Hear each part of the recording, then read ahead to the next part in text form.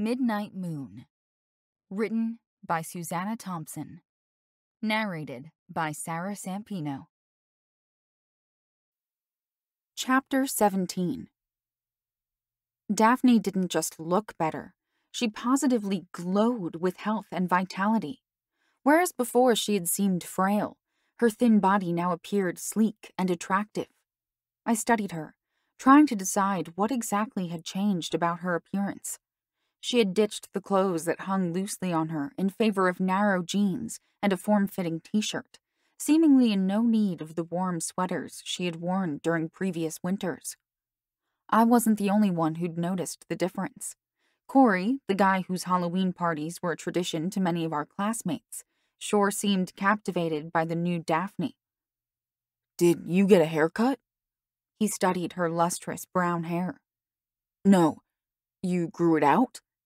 "Corey," she looked directly into his eyes, "there's a movie I want to see coming out this weekend, and I'd like you to go with me." "Yeah," he agreed, seemingly mesmerized by her gaze. "Yeah, I'll go with you." She smiled, and he immediately smiled in response. Then he asked for her number and saved it into his contacts. They walked out together after class, and I saw her touch his arm before they parted. "Did you use a spell on him?" I asked as I came up beside her. "Why?" Daphne retorted. "You don't think he could like me on his own?" "I didn't say that," I protested. "But, well, you were just really confident about asking him out." I had never seen her act so sure of herself before. She shrugged.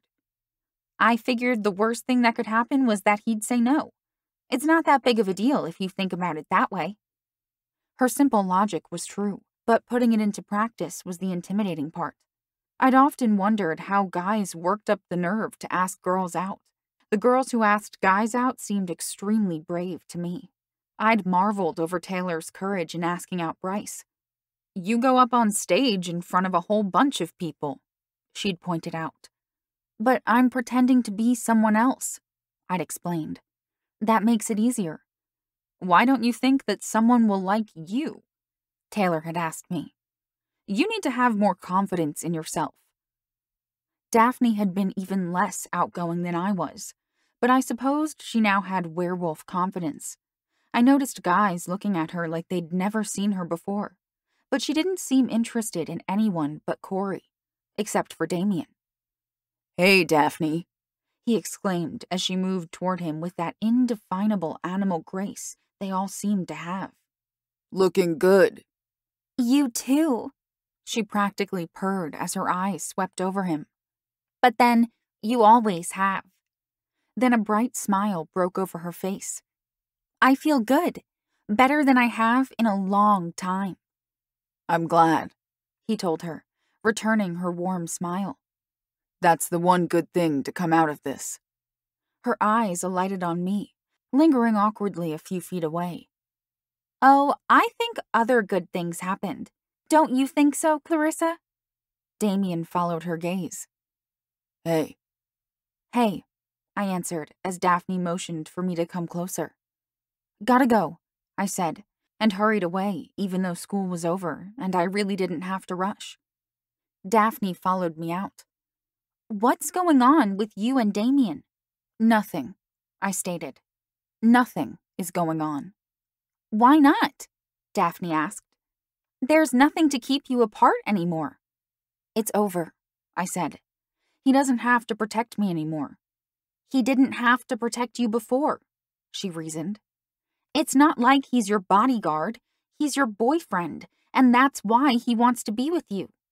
"He's not my boyfriend," I corrected her. "He's Kristen's boyfriend, or at least he was." "I told him that was a mistake," she muttered with a frown. "He thought that he could keep you safe like that, but she came after you anyway. I know it's not easy to get past that, but you can start over with him. Tell him that you want to be just friends for a while." "We don't have much in common. Why don't you go out with him?" I suggested. "You guys get along great, and you said you had a crush on him." "I used to," she stressed. "But then I started to like Corey, And now I'm finally going out with him. Damien has been a good friend to me lately, but that's all. We're both interested in other people. I know he likes you, Clarissa. A lot." "He told you that?" I found myself asking. She stepped closer to me and lowered her voice, as if telling me a big secret, even though there was nobody standing near us. "He made me promise not to tell, but trust me on this. He's got strong feelings for you." My mind latched onto the word strong. "Have you gotten stronger? Kristen said they have more strength than regular people. I wonder if you're stronger than Corey now. You should see if you can arm wrestle him." I was getting excited at the prospect of her beating him at it. "That's a great idea for a first date," she noted dryly.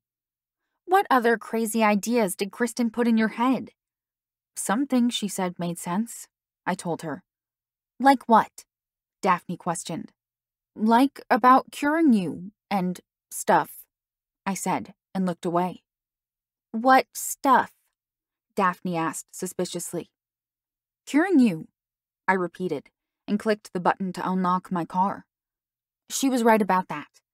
"Well, I'll see you tomorrow." She startled me as she brushed past me and placed her hands flat against my car window. Unlike me, she wasn't wearing gloves to shield her skin from the cold. "Try to pull me away," she urged. "What are you doing?" I demanded with a laugh. She looked like she was trying to push my car sideways. "Testing my strength," she answered. "See if you can pull me away." I tried laughingly at first, but then I wrapped my arms around her waist and pulled with all my might. She didn't budge an inch from her stance. "I can't," I gasped as I gave up. She turned around and regarded me in wonder. "I'm really strong." "Yeah," I said. Kristen was right about that too. Her expression changed as she watched me. "What else was she right about?" I shrugged. "Just the werewolf stuff." She then asked me for a ride home. "I missed my bus." "Yeah, sure," I agreed, hoping that she wouldn't question me further. To my relief, she didn't. We talked about her recovery instead. "My tumor is completely gone. The doctor has no medical explanation for it. He says it's different than going into remission where the tumor becomes dormant. Mine has disappeared like it was never there in the first place." She beamed at me. I smiled back, genuinely happy about her miraculous healing. "That's wonderful, Daphne." "Maybe you knew what you were saying," she mused.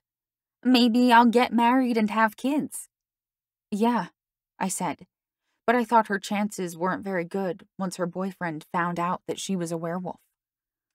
Taylor was having a hard time dealing with her boyfriend being one. Bryce's first girlfriend had used him to turn her into a werewolf and promptly dumped him. His dad had remained human, but had ended up divorcing his mom, herself a werewolf. I couldn't see being a werewolf as boding well for romance, but I kept my thoughts to myself. Becoming a werewolf had saved Daphne's life, and that's all that mattered in her case. I dropped her off and went home to relax a little before dinner. The cold weather made me just want to hibernate inside, but at least it was almost Christmas vacation.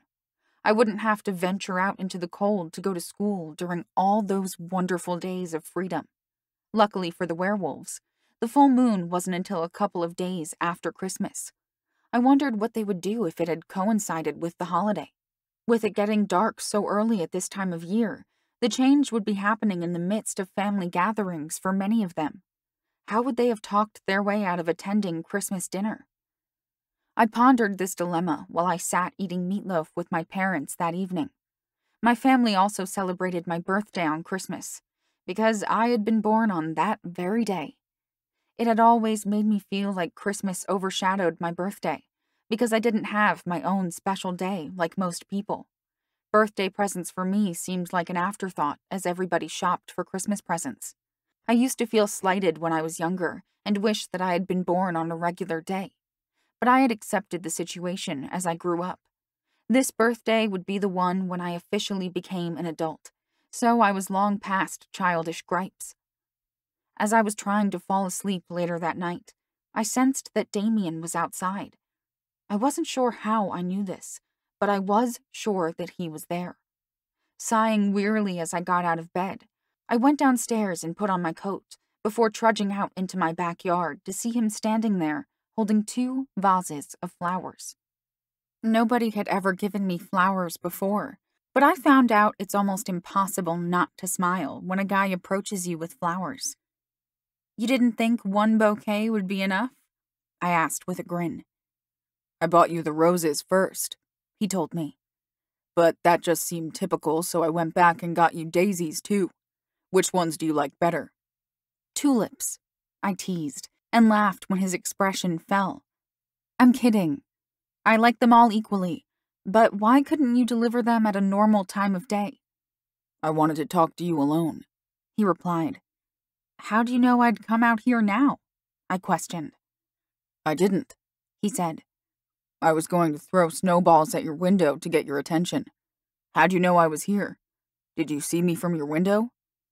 Yeah, I lied, still troubled by being able to sense his presence. So, he began. I came to apologize. I know I messed up with dating Kristen, and I'm sorry. No matter what she said to you, I never liked her. Yeah, I said. She confirmed that. Surprise flitted over his features. She did? Well, that's good. So now you know that I was telling you the truth. And yeah, I know that doesn't make it okay that I kissed her. But I hope we can start over. Even just as friends if you want. Daphne talked to you, I realized. She told you to say that. Yeah, he admitted. I don't want to be just friends. But I will, he assured me. If that's what it takes for you to give me another chance. You don't understand the concept of being just friends, I noted dryly. It's not a means of getting into my pants. I hadn't intended to get anywhere near that subject, and I stood there awkwardly, trying to think of how to end this conversation. Thanks for the flowers. Now I was in the position of waiting for him to hand over the flowers, but I didn't want to reach out for them. I considered just walking away without them. Is that what you think? Damien asked. That I'm just trying to hook up with you? It's cold, I suddenly complained. I need to get back inside, so, thanks for the flowers. He still made no move to give me the flowers. Kristen, he snarled. She told you that. Daphne said she told you something to upset you. Was that it? Because it's not true. Okay, I said. But I have to go back in, so... You don't believe me, he stated. You're taking her word over mine. Did she say that I had sex with her? Because I swear to you... No, I cut in quickly. She said that you didn't. But... I trailed off uncomfortably. But what? Damien demanded. Nothing, I said, and turned to leave without the flowers. He followed me. What did she say about me? Why didn't you tell me how strong you are? I questioned. She said that you were holding back because you thought I'd be scared. What was I supposed to do? Damien countered. Say, look how strong I am? It would have seemed like showing off. Besides, if you weren't scared of seeing me as a wolf, you wouldn't be scared by that. What's really going on? I know you're not freaked out about the werewolf thing. Nothing, I repeated. I'm just cold. He somehow managed to get ahead of me and block the door. I'm not moving until you tell me what Kristen said. I could just yell for my dad, I informed him. He'll make you get out of my way. I'll just tell him I came to serenade you. Should I start singing? He continued to stubbornly stand in front of me with the 2 vases of flowers in his hands. Fine, I exclaimed in exasperation. I'll tell you. She said that Blair was your sex toy. I chose to state it in a less offensive way than Kristen had. He still understood the vulgar implications of that statement. Oh, that's not... I mean, yeah, we were. He stammered. But it wasn't like that. You said you were only with her because she was a hot piece of ass, I reminded him. Yeah. He exhaled. I apologize for saying all that stuff. But you still said it, I told him. You said that you wanted me because I smell good. Yes, he admitted. But that's not the only reason. I'm attracted to you, but I like you too. And if you like me back, then I don't see what the problem is. And yes, I had a sexual relationship with Blair, but it was a mutual thing. She was a person, not a toy, he insisted angrily. Kristen was just mad because I didn't want her, and she wanted to ruin what I have with you. Don't let her do that. What do we have? I asked in answer to his plea. We've never even gone on a real date. We kissed a few times, and you changed into the wolf and protected me from Kristen. So I don't even know what this is. I want to go on a real date with you, he said. I want to go on lots of dates with you. I'm not ready to tell you what this is, at least not until you feel the same way. But I can ask you to be my girlfriend. Or do I need to get more flowers before you'll say yes? What do you mean you're not ready? I questioned. How do you feel? Or do I need to serenade you? Damien inquired. He then began to sing, loudly. He really got into the lyrics, and he kept proclaiming that he was a soul man. My neighbor's dog, which was apparently out in their backyard, began to bark. Damien, I protested. He kept singing, announcing that I hadn't seen anything yet, and again repeating that he was a soul man. Another dog began to bark nearby as my neighbor yelled at her dog to be quiet. Damien continued his serenade as the light went on over his head and the door opened behind him. I saw my parents watching him in amusement as he sang to me that he couldn't stop loving. My neighbor's dog began to bark again as she clapped enthusiastically after Damien's big finish. Good job! Didn't think any young people knew that song. Woo, it's cold. Good night, kids. Good night, I called. Sorry about disturbing you. Come inside before you freeze, my mom said. Damien finally turned and acknowledged my parents. I was just dropping these off for Clarissa. He handed the vases to them since they had opened the door. Sorry to bother you, but I wanted her to have them tonight. He turned back to me. See you tomorrow at school. Yeah, thanks, was all I could say in front of my parents. Good night, he called over his shoulder. Please say yes, he urged quietly as he brushed past me while my parents were wishing him a good night in return. See you, he said more audibly in parting, and it sounded like a promise. I got up again much later that night and went downstairs to gaze thoughtfully at the flowers he had given me. The red roses, although the typical romantic gift, as Damien had noted, were beautiful and still a lovely gesture. My eyes were soon drawn to the daisies, however, which were a sunny delight on a cold winter day. They showed that he had put extra thought and effort into this, and I wondered if Kristen had misjudged him. I was still undecided about him and his motives when I finally fell asleep.